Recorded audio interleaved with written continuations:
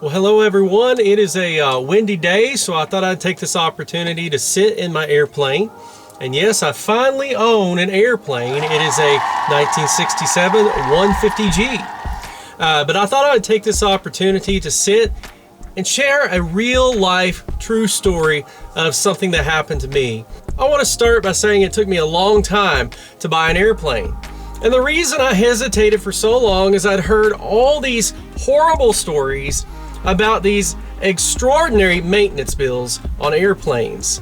And I didn't want anything like that to happen to me. And so I held off and continued to rent for probably 5 or 6 years. So I finally bought an airplane. And when I bought it, it had just a few little problems that I added to a Squawk list. And I went to the local mechanic on the field and I presented my Squawk list to him, and he said, yeah, we can take care of those things. And right before I had to take my airplane into the shop, the engine started running rough, and so that was one more item to add to the Squawk list. And when I talked to the mechanic, he said it's probably something as simple as a dirty spark plug. And so I took it in, and it was probably a month before I received a phone call from the mechanic. And in that phone call, the mechanic sounded somewhat concerned, and he said, I need to talk to you about your plane. So I stopped him right there. I said, did you get the problem with the rough running engine fixed? And he said, yes, it just needed plug wires, and we took care of it. So I stopped him and I said, okay, so what's going on? He said, well, we need you to come into the shop. So I was really nervous, not knowing what to expect. And so I entered the door to the shop, walked over to my plane, saw the cowling off, and the mechanic approached me and said, look here. And he's holding one of my magnetos. He said, look here, your magnetos are going bad. And he actually had both of them removed. I saw the other one sitting on the table. They were disassembled as well. They weren't just removed from the airplane, they were completely disassembled.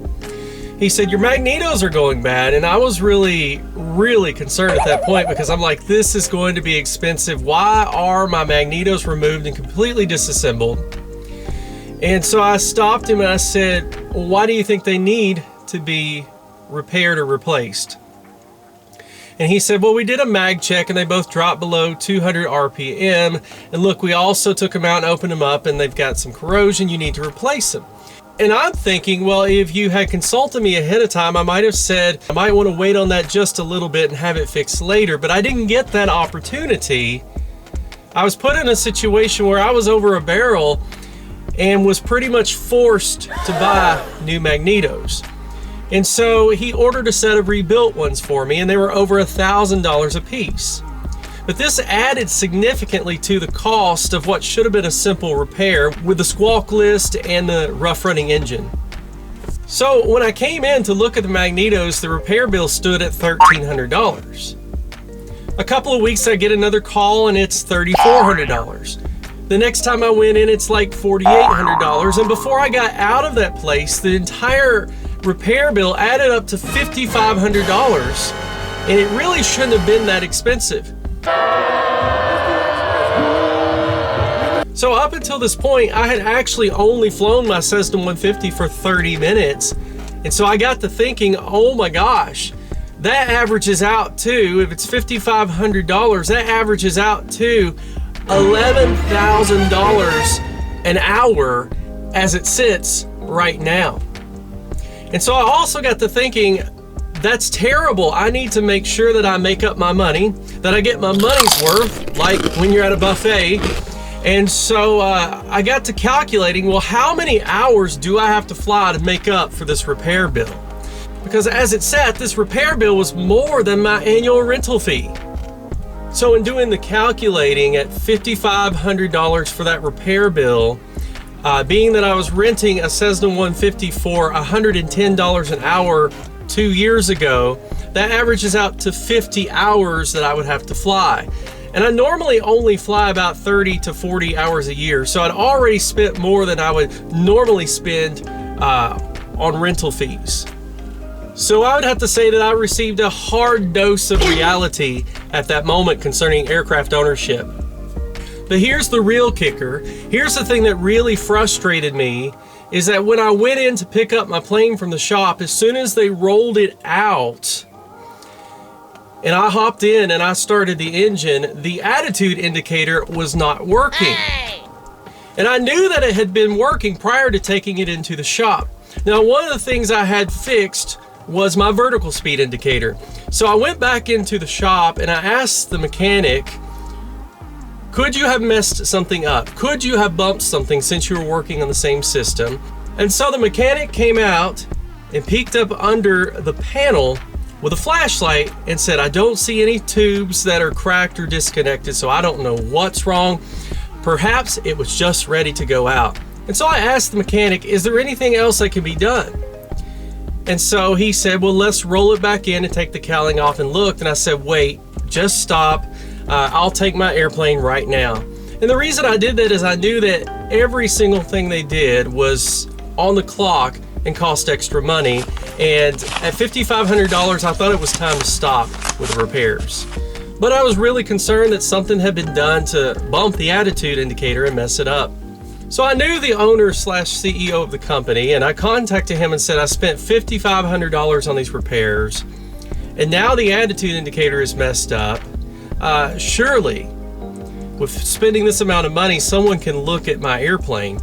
And so he got back with me. He texted me back, and he said, well, we can't look at your plane until I sit down and talk to you first.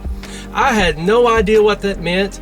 I didn't know if he wanted to sit down and see how he could best serve me as a customer, or if it meant we're not going to work on your plane until we talk to you because we really don't want you around. Go away! I just couldn't figure out what he meant by that. And so I finally got back with the head mechanic on my own. I cleared things up with him. I gave him a description of what was going on with the attitude indicator, and we both came to the conclusion that it was simply a matter of bad timing, bad luck, whatever you want to call it, and it was time for it to go out. It was worn out. And so I contacted the owner / CEO back, and I said I cleared things up with the mechanic. Everything is okay, but I would still like to sit down and talk with you like you offered. And the reason why is because a number of things were done without my permission. And I wanted to express that I was dissatisfied with that. I was dissatisfied that they had removed my magnetos and broken them down and forced me into a situation of buying new mags. They removed them from the plane without consulting me first. And secondly, I had gone in to have the fuel gauge or the fuel sender fixed. And I said, when you get into it, if it looks like it's going to be too expensive, please call me first, because I can live without that extra fuel gauge. But they went ahead and fixed that without my consent as well. And that too drove up the bill. So I just wanted to sit down and express to the owner that a couple of things were done without my permission, and I was disappointed, but the owner would not speak with me. I texted him once, I texted him twice, and he still refused to answer my text. So he ghosted me, as they say. I just feel like it was a bad experience overall. I spent a ton of money when I shouldn't have had to spend that much. And I got really bad customer service with the owner / CEO refusing to speak with me. And I got to asking around at the field, and I found out that most people don't take their aircraft to this particular maintenance shop because they're notorious for doing this to their customers, for driving the bill way up when it doesn't need to be that expensive.